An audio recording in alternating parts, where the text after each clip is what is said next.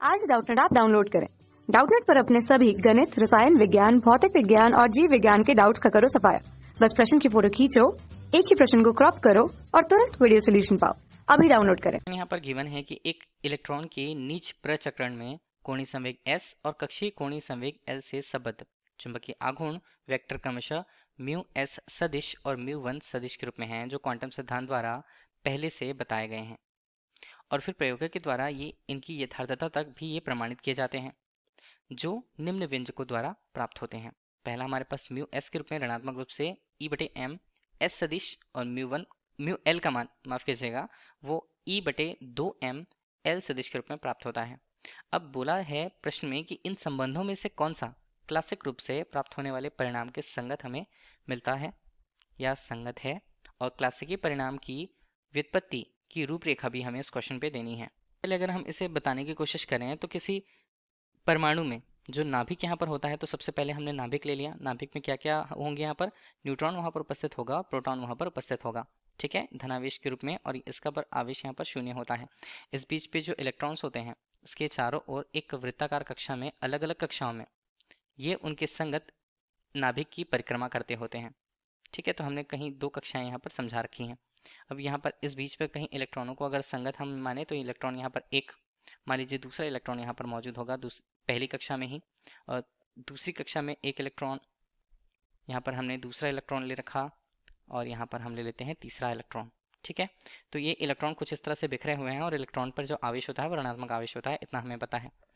अब इस बीच हम ये बताएं इलेक्ट्रॉन के लिए कि इलेक्ट्रॉन जो होते हैं, देखिए ये तो एक तरह से परिक्रमा कर रहे हैं किसी कक्षीय चाल से, निश्चित कक्षीय चाल से परिक्रमा कर रहे हैं, जिसकी दिशा अगर हम दें तो ये हमारे पास स्पर्श रेखीय रूप में v के रूप में प्रस्तुत होती है। साथ ही साथ ये अपने ही घूर्णन अक्ष के परितः एक धुरी पर घूमते रहते हैं, जिसे हम बोलते हैं उनका चक्रण, ठीक है।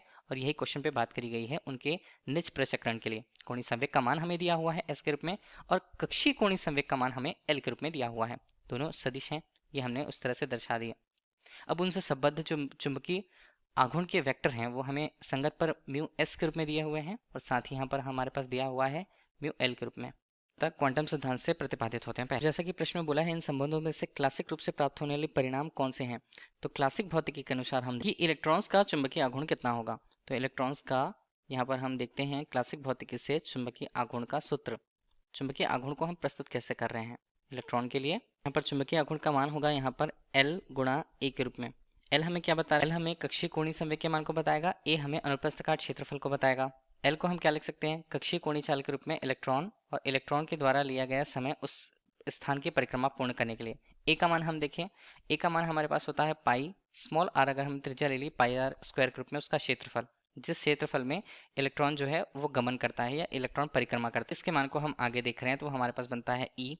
टी का मान हमारे पास होता है 2 पाई बटे यहाँ पर ओमेगा के रूप में, कोणीय वेग के रूप में अगर हम देख रहे हैं, और यहाँ पर बनता है पाई स्मॉल r स्क्वायर के रूप में, ठीक।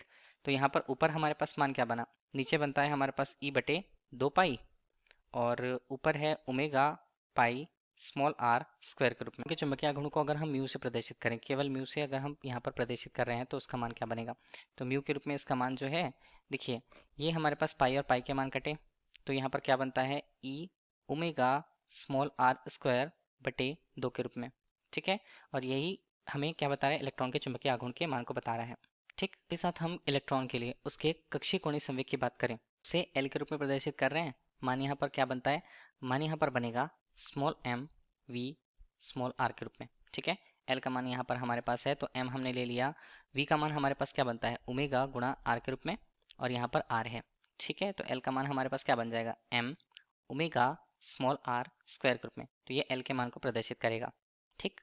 इस बीच पर हम यहाँ पर मान को कंडीशन लेके देखें, जो हमने चुंबकीय आघूर्ण के मान को निकाल रखा, चुंबकीय आघूर्ण के मान को म्यू के रूप में हमने निकाल रखा था e बटे 2, ये बनता है ओमेगा r स्क्वायर के रूप में। एक काम करते हैं m और m का हम ऊपर और नीचे दोनों तरफ गुणा कर देते हैं, ठीक है। तो मान यहाँ पर म्यू के रूप में हमारे पास बनेगा कितना, ये हमारे पास बनेगा नीचे तो बन गया 2m, ऊपर है e और यहाँ पर बनता है m ओमेगा r स्क्वायर के रूप में, ठीक है। तो ये हमारे पास मान हुआ, तो म्यू का मान हम देखें तो वो कितना बनेगा, म्यू का मान हमारे पास e बटे 2m के रूप में तो है ही, और m ओमेगा आर स्क्वायर के रूप में अभी हमने मान निकाला तो वो एल के रूप में प्रदर्शित होता है। तो हमने चुंबकीय आघूर्ण के दूसरे मान को भी देख लिया। अब इसी मान से हम आगे के मान को देखेंगे। इस हिसाब से हम देखते हैं कि कोणीय संवेग एस और कक्षीय कोणीय संवेग एल से संबद्ध जो आघूर्ण चुंबकीय आघूर्ण के वेक्टर हैं वो क्रमशः म्यू एस सदिश के रूप में और म्यू एल सदिश के रूप में है। तो इनके मानों को ही हम लिख के देख लेते हैं। तो यहाँ पर बनते हैं मान म्यू एस के रूप में, म्यू एस सदिश के रूप में, तो उसका मान क्या बनेगा? देखिए यहाँ पर इलेक्ट्रॉन की गति का बात हो रही, इलेक्ट्रॉन की गति की बात हो रही है। इलेक्ट्रॉन पर आवेश होता है ऋणात्मक, तो आवेश ऋणात्मक, तो इसे माइनस के रूप में लिया हमने। ई बटे यहाँ पर बनता है 2L, और ये L जो हमारे पास है S के संगत कोणीय संवेग के मान को देखिए तो S सदिश के रूप में व्यक्त होता है। समीकरण हमने दे दिया नाम 1। और इसी तरह दूसरे की बात करें हम तो उसे म्यू एल के रूप में प्रस्तुत करेंगे। ठीक है, म्यू एल के रूप में प्रदर्शित करेंगे। इसका मान क्या होगा? इसका भी मान ऋणात्मक होगा। ऋणात्मक हमने लिया E बटे 2M के रूप में, और ये हमारे पास L सदिश बनता है। ये हमारे पास बन गया समीकरण 2। इन्हीं दोनों की समीकरण 1 और समीकरण 2 की तुलना हम कर लेते हैं क्वेश्चन पे दिए हुए समीकरण से। तो म्यू एस का मान हमारे पास दिया हुआ है स्मॉल ई बटे एम के रूप में एस। ठीक है, तो ये हमारे पास ये कौन सा सिद्धांत अभी हमने देखा? दोनों टर्म्स हमारे पास जो दिए हुए हैं वो क्लासिक फिजिक्स या हम कह सकते हैं क्लासिक भौतिकी से प्रतिपादित है। क्लासिक भौतिकी, ठीक है। लेकिन क्वेश्चन पे जो दिया हुआ है ना हमें, वो क्वांटम फिजिक्स के हिसाब से या क्वांटम भौतिकी के हिसाब से है। तो म्यू एस का मान यहाँ पर हमारे पास क्या बनेगा? क्वांटम के हिसाब से जो हम अगर देख रहे हैं ऋणात्मक, उससे ई बटे केवल स्मॉल एम और ये एस सदिश के रूप में। ठीक है, ये हमारे पास मान हुआ। तो ये दोनों मेल नहीं खाते हैं। तो अगर हम देखें तो म्यू एल का मान हमारे लिए क्वेश्चन के हिसाब से सही है, जबकि म्यू एस का मान क्वेश्चन के हिसाब से जो क्लासिक भौतिकी के लिए हमने अभी निकाल रखा, वो यहाँ पर क्वांटम जो भौतिकी है, यहाँ पर हम इसे लिख लेते हैं, क्वांटम भौतिकी के द्वारा जो मान प्रतिपादित है उसके हिसाब से वो नहीं होता है।